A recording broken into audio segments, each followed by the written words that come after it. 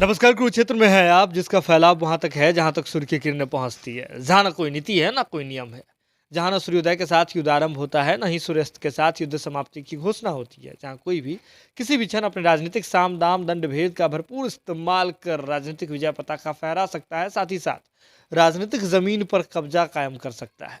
बिहार की राजनीति की एक बड़ी खूबसूरती है कि यहाँ का राजनीतिक फसल जो है वह हमेशा लहलहाता रहता है। यहाँ के राजनीतिक गलियारों में हमेशा चकाचौंध बनी रहती है और राजनीति का सहमत का यह अखाड़ा है बिहार की धरती। अगर हम आपको बताएं कि महागठबंधन में जब तेजस्वी यादव जी हैं और जिसके नाम में नीति है नीतीश कुमार जी हैं, उसके बावजूद एक भारी मिस्टेक हो गया है। ऐसा मिस्टेक हो गया है कि तेजस्वी यादव जी को 2 विधायकों से हाथ धोना पड़ा है, तो आपको कैसा लगेगा? आपको बता दें कि बिहार में लगातार जो है उपचुनाव का दौर चल रहा है और हमने देखा कि गोपालगंज और मोकामा के उपचुनाव में कितने राजनीतिक सहमत का खेल खेला गया। दूसरे गठबंधन की बात छोड़ देते हैं तो महागठबंधन के भीतर में भी हमने देखा कि कैसे उहापोह की स्थिति बन गई थी। जदयू के नेता, जदयू के प्रदेश अध्यक्ष से लेकर के राष्ट्रीय अध्यक्ष तक जदयू के बड़े नेता जो है राजद के कार्यालय जाते हैं मोकामा और गोपालगंज उपचुनाव में प्रत्याशी के घोषणा के लिए, और राजद कार्यालय में प्रेस कॉन्फ्रेंस आयोजित किया जाता है। इससे पहले यह तक सत्ता के गलियारों में चर्चा है कि नीतीश कुमार जी ने जो 2 इस्तीफा लिया मंत्रियों का, उसका रिटर्न गिफ्ट जो है तेजस्वी यादव जी को, वह गोपालगंज और मोकामा के उपचुनाव के दौरान ही जो है वह मिल गया। कैसे? तो इससे के बारे में कहा जा रहा है कि गोपालगंज में जो सीट था वह जदयू का सीट था। जदयू के कोटे से मंजीत सिंह वहां चुनाव लड़ने वाले थे और मंजीत सिंह जी उपचुनाव से ठीक पहले नीतीश कुमार जी से कैसे मुलाकात किए थे, राष्ट्रीय अध्यक्ष जदयू के ललन सिंह जी से और जदयू के प्रदेश अध्यक्ष उमेश सिंह कुशवाहा जी से जाकर के उन्होंने मुलाकात किया था, और जिसके बाद यह तक माना जा रहा था कि मंजीत सिंह जी वहां से लड़ने वाले हैं और एक मजबूत दावेदार भी थे गोपालगंज में जदयू के टिकट के। लेकिन अंततः क्या हुआ, जो परिणाम जो आया वह सबको हतप्रभ करने वाला था। गोपालगंज जो आपको बता दें कि आरजेडी का सिटिंग सीट नहीं था, वहां से बीजेपी के कैंडिडेट विजय हुए थे, तो उस सीट पर भी आरजेडी ने ही दावा ठोक दिया और गोपालगंज का समीकरण बेहद खास हो गया। तब खास हो गया जब ओवैसी जी अपने पार्टी AIMMM के प्रत्याशी को वहां उतार देते हैं। लेकिन इससे भी बड़ा खास तब हो जाता है जब आपको बता दें कि वहां से इंदिरा यादव, जो कि साधु यादव जी की पत्नी है और तेजस्वी यादव जी की मामी है, वे वहां से जब चुनाव लड़ रही थी, तो वहां भी अगर देखें तो चुनाव का जो रिजल्ट आया उसमें हमने यह देखा कि तेजस्वी यादव जी तो नहीं जीत पाए और न ही उनके मामा जी, यानी कि जो मामी जी थी इंदिरा यादव जी, वो जीत पाई। ओवैसी जी के भी प्रत्याशी नहीं जीत पाए। जीत भी कैसे पाते जब एक ही तरह का वोट बैंक जो है अलग अलग खेमों में विभाजित हो जाए। जैसे गोपालगंज में अगर बात करें तो गोपालगंज में हमने देखा कि कैसे जो आरजेडी का मुस्लिम वाला वोट बैंक था वह AIMMM ने वहां से कैसे जो है एक बाजी मार ली, वहां से 12,000 के करीब वोट वहां से काट लिया। तो वोट फिर मिलेगा कैसे आरजेडी कैंडिडेट को? इसके साथ ही वहां से गोपालगंज से पहले भी वहां से आपको बता दें कि MP रहे हैं साधु यादव जी, उनकी पत्नी थी मैदान में। तो गोपालगंज वाला जो सीट था तो उसमें यादव वाला भी जो वोट बैंक है बहुत सारा इधर खिसका। और इसके साथ ही जब रिजल्ट आया और जब आरजेडी वहां से हार गई तो आरजेडी के कई नेता दबी जुबान में यह कहते हुए नजर आए थे कि वहां गोपालगंज में लवकुश समीकरण वाला वोट बैंक नहीं खिसक पाया, नीतीश कुमार जी वोट ट्रांसफर नहीं करवा पाए और इसी वजह से हार हुई। लेकिन यह तमाम चीजें दबी जुबान में कही गई, क्योंकि कहते तो बाहर कैसे कहते। और ऐसे में आरजेडी ने नीतीश कुमार जी को वहां वजह माना। अगर जदयू की वास्तविक स्थिति की बात करें तो जदयू गोपालगंज में किस प्रकार से चुनाव अभियान में शामिल थी यह हमने देखा। जदयू कितना मेहनत कर रही थी गोपालगंज उपचुनाव में विजय, महागठबंधन को विजय पताका लहराने के लिए, महागठबंधन के प्रत्याशी को यानी कि राजद के जो प्रत्याशी थे उसे विजय टीका लगवाने में जदयू कितना मेहनत कर रही थी, यह बात भी किसी से छुपी हुई नहीं है। लेकिन अगर आप देखें तो अब जो है तमाम चीज़ें बदल गई है। अब वो बात छोड़ दीजिए आप, वो जो बीत गई वो बात गई कहा जाता है, लेकिन पुरानी चीज़ों से हमें सीखने को मिलता है। इतिहास हमें बहुत कुछ सिखाता है और ऐसे में अब जो है महागठबंधन के प्रत्याशी के रूप में जदयू के इस बार कैंडिडेट बने हैं, आपको बता दें कि मुजफ्फरपुर में। और कल जदयू के प्रत्याशी का जो कि मनोज कुशवाहा हैं, पूर्व मंत्री रह चुके हैं, उनका नामांकन था। और ऐसे में नामांकन में तमाम महागठबंधन के बड़े नेता पहुंचे थे। जनता दल यूनाइटेड से जदयू के राष्ट्रीय अध्यक्ष पहुंचे थे, इसके बाद प्रदेश अध्यक्ष उमेश सिंह कुशवाहा पहुंचे थे, तमाम उपेंद्र कुशवाहा जी संसदीय बोर्ड के राष्ट्रीय अध्यक्ष हैं, वो वहाँ पहुँचे थे, तमाम नेता वहाँ पहुँचे थे और एक बड़ा दावा किया जा रहा था वहाँ से जीत का। लेकिन यह नामांकन जो है, नामांकन समारोह वाला, वहाँ से ही बहुत तरह का फीडबैक आना शुरू हो गया है। आपको बता दें कि ऐसा फीडबैक आना शुरू हो गया है जिससे इस रिजल्ट के बाद के लिए जवाब अभी से ही तैयार होना शुरू हो गया है। मतलब एक दूसरे पर आरोप प्रत्यारोप वाला बात है। अगर मौजूदा फीडबैक की देखें तो वहाँ से जो है, अगर आपको याद होगा कि कुढ़नी का जो सिटिंग सीट है वह आरजेडी का था, तो आरजेडी वहाँ से दावा ठोक सकती थी कुढ़नी वाले सीट पर, क्योंकि सदस्यता अगर रद्द हुआ है तो वह अनिल सहनी जी का रद्द हुआ है, जो कि सहनी समाज से आते हैं। और मुजफ्फरपुर वाले क्षेत्र में सहनी समाज का कितना वोट बैंक है, यह बात भी किसी से छुपा हुआ नहीं है। मुकेश सहनी जी भी वहाँ से अपनी पार्टी को उठाए थे, वहीं से खड़ा किए थे अपना पूरा वीआईपी पार्टी को, पहले विकासशील इंसान पार्टी के रूप में जो अपनी पार्टी को बनाया उन्होंने, तो कहाँ से, मुजफ्फरपुर से उन्होंने खड़ा किया था, तो सहनी समाज का वोट बैंक था।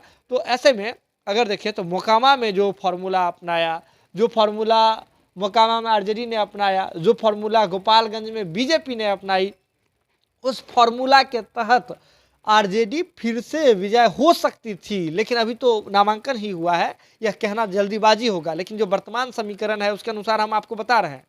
तो उस सहानुभूति वोट का बिहार में एक इतिहास रहा है। आपको याद होगा कि जदयू के कई ऐसे नेता, शकुनी चौधरी वाली बात हो, माफ कीजिएगा, जयंत राज जी जो जीत करके आए। इसके बाद अगर देखें तो हमने यह भी देखा कि कैसे कपिल देव कामत जी की जो पुतोह हैं वो जीत करके आती हैं। तो सहानुभूति, इसके बाद आप शशिभूषण हजारी, महेश्वर हजारी जी के जो पति हैं, उनका आपको याद होगा, अमन हजारी कैसे जीत करके आए कुशेश्वर स्थान विधानसभा के चुनाव में। तो आपको याद होगा कि कैसे बिहार में सहानुभूति वोट का एक बड़ा जो है खेती रहा है, सहानुभूति वोट बैंक का एक अच्छा सक्सेस रेट रहा है। इससे इतर होकर के आरजेडी ने वहाँ जदयू को वॉक ओवर करने दिया, लेकिन जदयू भी वहाँ जो है उन्होंने मनोज कुशवाहा पर भरोसा जताया और मनोज कुशवाहा जी जदयू से प्रत्याशी बने हैं। मनोज कुशवाहा जी का राजनीतिक भविष्य भी दांव पर था, क्योंकि 2015 के बाद उन्हें मौका नहीं मिल रहा था चुनाव फाइट करने के लिए। उन्हें बीते चुनाव में दूसरे जगह जाने का ऑप्शन दिया गया था, लेकिन उन्होंने उस ऑप्शन को अपनाना ठीक नहीं समझा था मनोज कुशवाहा जी ने, और अंततः उन्हें यह फल मिला है कि कुढ़नी उपचुनाव में उन्हें टिकट दिया गया है, महागठबंधन की ओर से प्रत्याशी बताए गए हैं। लेकिन अभी का जो वर्तमान फीडबैक आ रहा है वह ठीक नहीं लग रहा है, और ऐसे में यह मान करके अभी देखा जा रहा है कि मुजफ्फरपुर के जो यादव हैं, जो आरजेडी का कोर वोट बैंक माना जाता है मौसम समीकरण, तो वे अभी वर्तमान में नाराज चल रहे हैं आरजेडी के इस फैसले से। इसके साथ ही आपको बता दें कि यह भी बात आ रही है कि सहनी समाज के किसी व्यक्ति को जो टिकट नहीं दिया गया, उससे वहाँ का सहनी समाज भी नाराज चल रहा है। तो यह अभी का वर्तमान का फीडबैक है कि सहनी समाज भी वहाँ से नाराज चल रहा है। और कुशवाहा की बात करें तो कुशवाहा समाज तो अभी प्रबलता से आ रहा है, लेकिन अभी बहुत ज़्यादा जल्दीबाजी होगी तमाम चीज़ों को कहने में। लेकिन कुल मिलाकर बात यह है कि अगर यह मान करके चला जा रहा था कि अगर उनके ही अगर जीत को अगर पूरी तरीके से सुनिश्चित करना था, तो वहाँ के लोग कह रहे हैं कि उनके ही परिवार यानी कि अनिल सहनी के ही परिवार से किसी स्वजन को जो है टिकट दिया जा सकता था। हालांकि अभी जैसा कि हम अभी आपको तुरंत कह रहे हैं कि अभी नामांकन हुआ है, बहुत सारा चीज़ बदलेगा, बहुत सारी चीज़ें होगी अभी, क्योंकि चुनाव में अभी समय शेष है, 5 दिसंबर को चुनाव है, तो इससे पहले बहुत सारे सहमत का खेल खेला जाएगा। लेकिन जो फीडबैक आ रहा है कि जिस प्रकार से दबी जुबान में आरजेडी के लोगों को यह कहना पड़ा जदयू के बारे में गोपालगंज में कि वहाँ जदयू वोट नहीं ट्रांसफर करा पाई, तो यहाँ आरजेडी को कहना पड़ सकता है कि नीतीश कुमार, माफ कीजिएगा, यहाँ कहना पड़ सकता है जदयू को कि आरजेडी यादव वाला वोट बैंक ट्रांसफर नहीं करा पाई। आप सोच रहे होंगे आप मुस्लिम की हम क्यों नहीं बात कर रहे हैं, क्योंकि आपको याद होगा कि ओवैसी जी की पार्टी AIMMM पहले से वहाँ उतर करके त्रिकोणीय समीकरण बनाने में लगी हुई है, और AIMMM किस खूबसूरती से हाईजैक कर रही है चीज़ों को और कैसे पाँव पसार रही है, ये बात भी किसी से छुपा हुआ नहीं है। गोपालगंज में 12,000 वोट ले आना आसान बात नहीं था, लेकिन AIMM ने वहाँ करके दिखाया है, ओवैसी ने करके दिखाया है। तो ओवैसी जी का तो मनोबल ऐसे ही बढ़ा हुआ है। लेकिन बात समझिए, यहाँ अगर तमाम चीज़ों को जोड़ करके एक सूत्र में अगर पिरो करके देखते हैं तो यह दिखता है कि गोपालगंज वाला सीट अगर जदयू को मिल जाता और अगर यहाँ वाला सीट जो है आरजेडी को मिल जाता तो कुछ बात और हो सकती थी। लेकिन इसे स्ट्रैटेजी में हो सकता है कि आप मिस्टेक समझ रहे हो, और स्ट्रैटेजी में कई लोग इसे जो है मिस्टेक बता रहे हैं कि गोपालगंज वाला जो सीट है वो जदयू को जाना चाहिए था, और जो मुजफ्फरपुर का कुढ़नी वाला जो सीटिंग सीट है वह कायदे के हिसाब से और सिटिंग सीट के हिसाब से भी वह जो है आपको कुर्नी वाला सीट आरजेडी के पास आ जाना चाहिए था, लेकिन हुआ कुछ विपरीत है। तो ऐसे में गोपालगंज का तो परिणाम सबके सामने है, तो ऐसे में कुर्नी का परिणाम जो है वह लोगों को चौंका सकता है। हालांकि राजनीतिक सहमत का खेल अभी बाकी है, बहुत सारी तैयारियां अभी बाकी है, बहुत सारी बातें अभी बाकी है, लेकिन इस पर ध्यान दिया जाना बेहद जरूरी है, बेहद खास है। अगर कुल मिलाकर देखें तो आरजेडी गोपालगंज में जो अपने विधायकों को बढ़ा सकती थी, एक विधायक प्लस कर सकती थी, तो आरजेडी गोपालगंज में तो सीट हार ही गई। वहां से तो एक विधायक उनके आगे बन ही नहीं पाया, उनके विधायकों की संख्या में एक प्लस नहीं हो पाया। लेकिन जो सिटिंग सीट था, आपको बता दें कि आरजेडी का यहाँ कुर्नी में, तो वहां भी आरजेडी जैसे ही दावा छोड़ देती है, इसके साथ ही जदयू के प्रत्याशी बनते हैं, तो वहां से तो उम्मीद भी खत्म हो जाता है कि आरजेडी के विधायक बनेंगे, क्योंकि अगर जीतती भी है महागठबंधन तो जदयू के विधायकों की संख्या में प्लस बढ़ोतरी होगी। तो कुल मिलाकर बात यह है कि एक ही समय में महीने भर के अंदर तेजस्वी यादव जी को 2 विधायकों का झटका जो है वह सहना पड़ा है।